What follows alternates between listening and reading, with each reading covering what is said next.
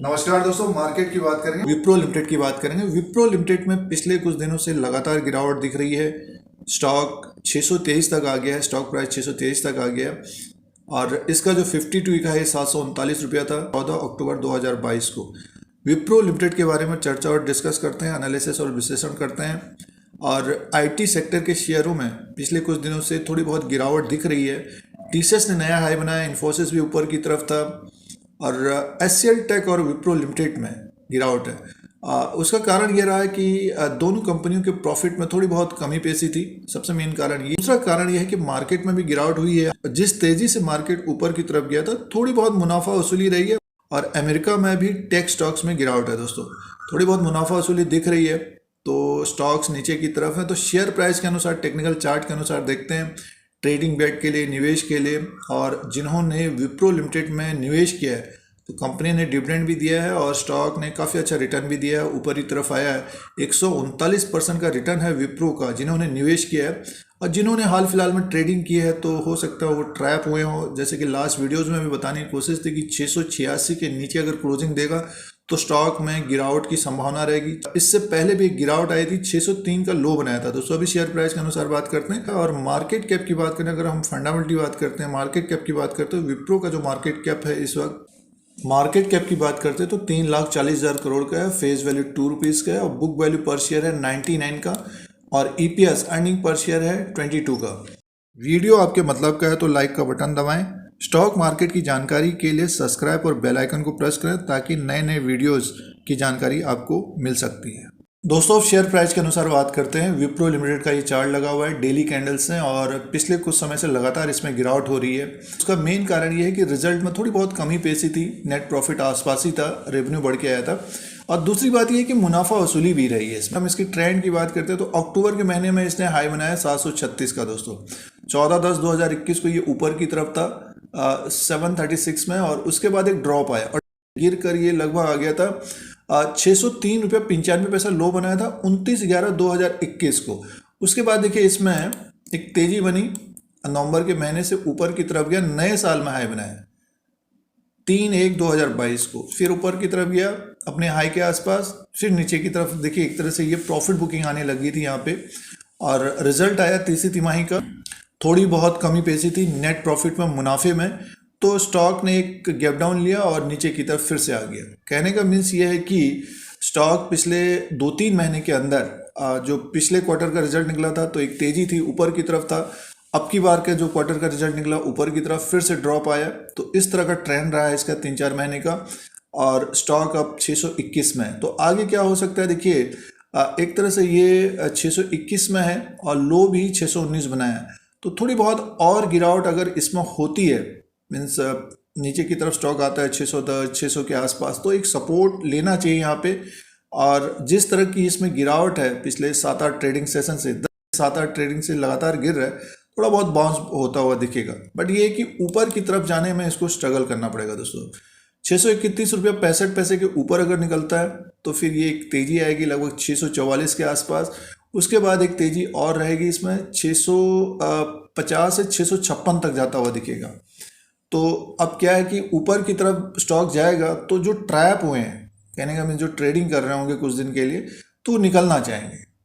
इसीलिए बढ़ने में इसको थोड़ा सा समय लग सकता है और 656 के ऊपर अगर ये क्लोजिंग देता है तब इसमें एक तेजी आने की संभावना रहेगी।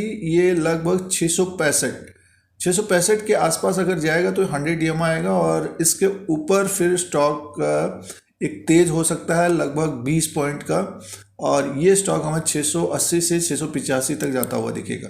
तो बीच में जो अब हडल्स होंगे इसके और थोड़ा सा समय लग सकता है ऊपर की तरफ जाने में। और जो सपोर्ट रहेगा एक तरह से 603 का रहेगा और गिरावट होती है 600 के आसपास, 603 के आसपास आता है तो एक बाउंस मिलता हुआ दिख सकता है और ये बाउंस लगभग 650 से 660 तक जाता हुआ दिख सकता है दोस्तों। जिस तरह की गिरावट है और स्टॉक एक तरह से ओवरसोल्ड की स्थिति में आ रहा है तो बाउंस बैक यहाँ से होता हुआ दिख सकता है, जो फिर स्टॉक जो है साइडवेज हो सकता है दोस्तों। अभी ओवरसोल्ड की स्थिति लग रही है, बेरिश मोड है, ये ऊपरी तरफ से लगातार गिरा है। इस तरह का इसका ट्रेंड है, जो पैटर्न बना हुआ है पिछले सितंबर से।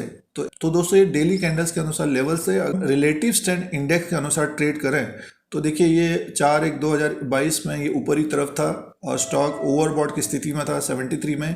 अब जो है एक तरह से देखिए ये ओवरसोल्ड की स्थिति में हो गया, 29 के आसपास आ गया। तो स्टॉक थोड़ा बहुत जंप करता हुआ दिखना चाहिए। यहाँ पे 600 का सपोर्ट लेके ऊपर की तरफ जाना चाहिए। 600 के नीचे भी अगर स्टॉक आता है तो बाउंस अच्छा मिलता हुआ दिख सकता है विप्रो लिमिटेड में। तो दोस्तों ये चार्ट पैटर्न के अनुसार है। विप्रो के फाइनेंशियल नंबर की तरफ ध्यान देते हैं। देखिए दिसंबर 2021 में जो सेल्स था 20,315 करोड़ का था और अदर इनकम मिला के टोटल इनकम था 20,791 करोड़ का।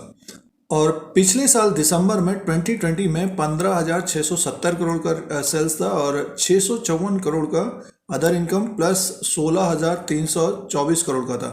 तो देखिए एक तरह से पिछले दिसंबर के अनुसार देखते हैं तो रेवेन्यू बढ़ के आया था और सितंबर के क्वार्टर के हिसाब से देखते हैं तो 19,668 करोड़ का रेवेन्यू था और प्लस अदर इनकम को देखते हैं तो 20,173 करोड़ का रेवेन्यू था। एक साल पहले के अनुसार देखते हैं तो टोटल इनकम बढ़ के आया था दोस्तों। और नेट प्रॉफिट की बात करते हैं, नेट प्रॉफिट की तरफ ध्यान देते 2,964 करोड़ का था और Q2 में था 2,931 करोड़, एक साल पहले था 2,987 करोड़। तो देखिए नेट प्रॉफिट ज़्यादा नहीं रहा था और ये कारण ये है कि एक्सपेंडिचर जो था 16,680 करोड़ का हुआ था अब की बार।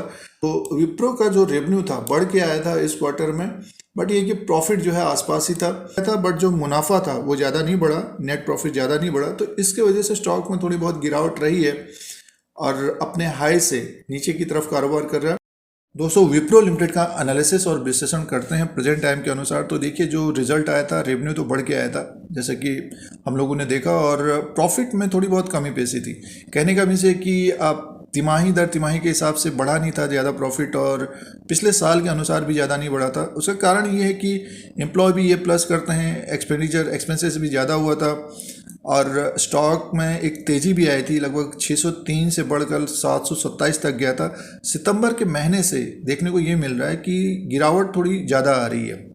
टेक जो आईटी सेक्टर के शेयर्स हैं उनमें गिरावट ज़्यादा आ रही है।